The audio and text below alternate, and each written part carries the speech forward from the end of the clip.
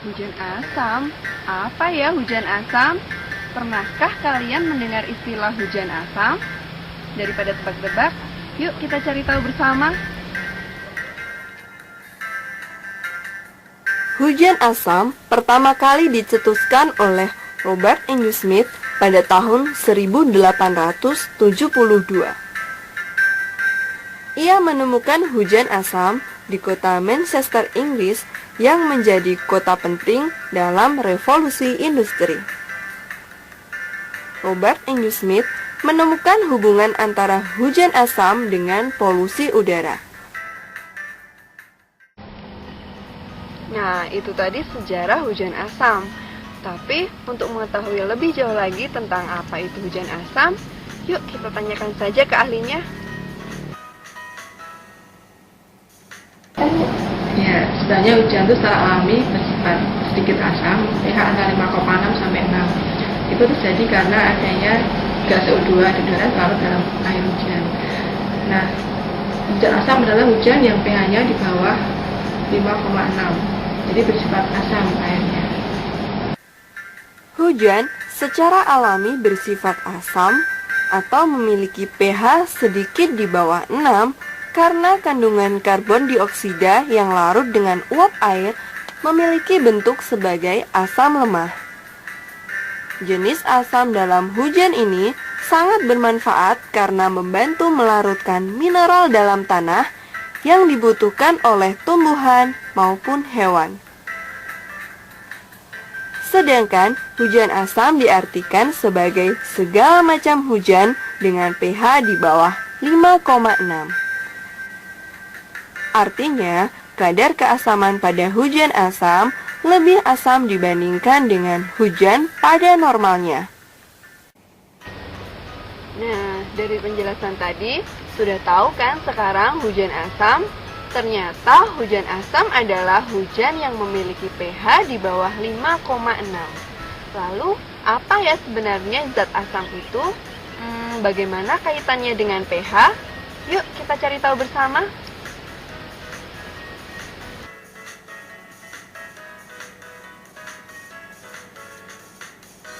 Asam adalah zat yang molekulnya mempunyai satu atom hidrogen yang mampu memisahkan diri menjadi ion hidrogen atau H+.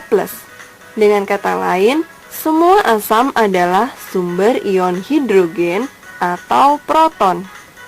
Sifat-sifat larutan asam antara lain rasanya masam, menghantarkan arus listrik, melepaskan ion hidrogen apabila dilarutkan, mengubah warna lakmus biru menjadi merah, serta bersifat korosif terhadap logam. pH adalah derajat keasaman yang digunakan untuk menyatakan tingkat keasaman atau kebasaan yang dimiliki oleh suatu larutan. pH merupakan potensi ion hidrogen untuk bermuatan dalam suatu senyawa. Unit pH dapat diukur pada skala 0 sampai dengan 14. Jika konsentrasi hidrogen atau H+ lebih besar daripada hidroksida atau OH-, maka zat tersebut bersifat asam, yaitu nilai pH kurang dari 7. Tetapi apabila konsentrasi OH- lebih besar daripada H+, maka zat tersebut bersifat basa, yaitu dengan nilai pH lebih dari 7.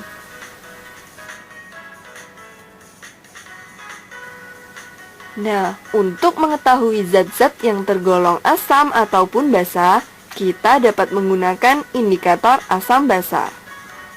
Indikator asam basa adalah alat untuk mengidentifikasi atau mengenali sifat larutan asam dan basa. Indikator ini dapat berubah warna ketika terkena zat yang bersifat asam ataupun basa. Indikator asam basa terdiri dari dua macam, yaitu indikator alami dan indikator buatan. Indikator alami misalnya kunyit, bougainville, bunga sepatu, bunga mawar, kubis ungu, dan kayu secang. Sedangkan indikator buatan misalnya kertas lakmus, pH stick, fenolftalin, metil biru, dan metil oren. Sedangkan pH meter merupakan alat untuk mengukur kadar keasaman suatu zat. Dari tayangan tadi, sudah tahu kan sekarang apa yang dimaksud dengan asam, basa, dan pH? Nah, untuk mengetahui kadar keasaman zat-zat di sekitar kita dapat melakukan percobaan sederhana loh. Mau tahu caranya? Ini dia.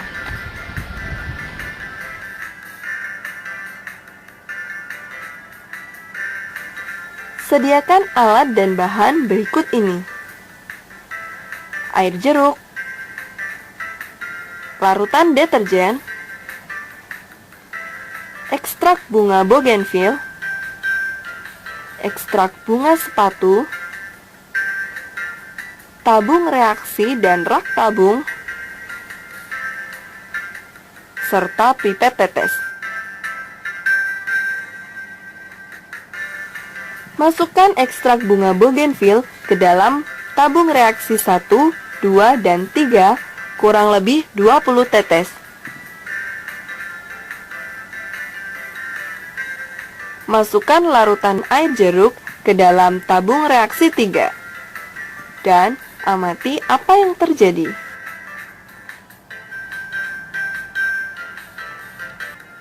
Masukkan larutan deterjen ke dalam tabung reaksi 1 dan amati apa yang terjadi.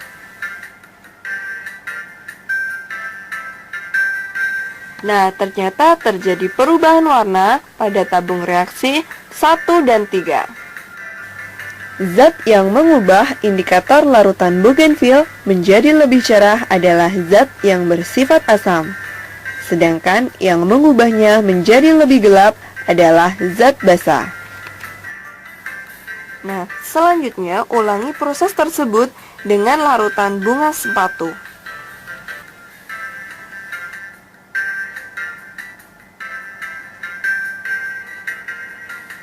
Masukkan larutan deterjen ke dalam tabung reaksi 1 dan amati apa yang terjadi.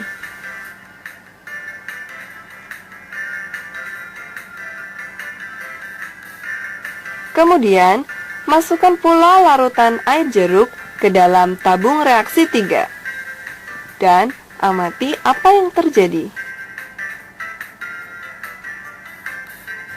Zat yang mengubah indikator larutan bunga sepatu menjadi lebih cerah adalah zat yang bersifat asam. Sedangkan yang mengubahnya menjadi lebih gelap adalah larutan basa.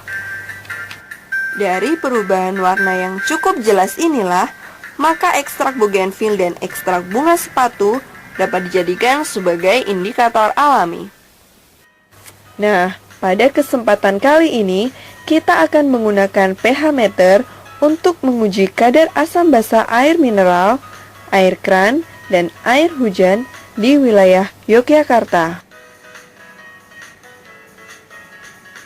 Sebelum menggunakan pH meter, lakukanlah kalibrasi terlebih dahulu agar pengukuran dengan pH meter dapat mencapai hasil pengukuran yang valid. Caranya, celupkan sensor pada pH meter ke dalam Aquades bersih.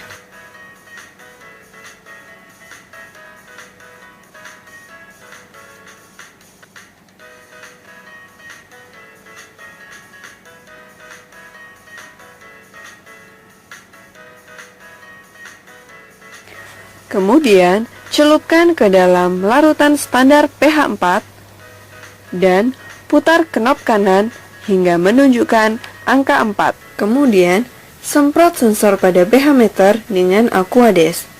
Setelah itu, siapkan pula larutan standar pH 7. Masukkan sensor pH meter ke dalam larutan standar pH 7 dan putar knop kiri hingga jarum pada pH meter menunjukkan angka 7. Setelah melakukan kalibrasi tersebut, pH meter siap untuk digunakan.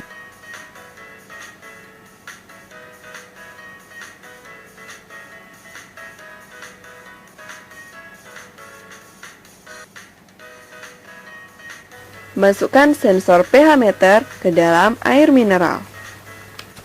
Tunggu beberapa saat hingga jarum berhenti dan menunjukkan angka. Ternyata jarum menunjukkan angka 6,7.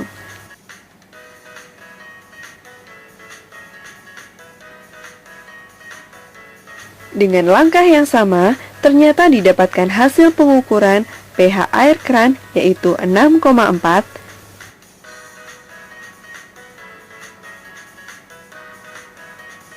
dan pH air hujan adalah 6,1.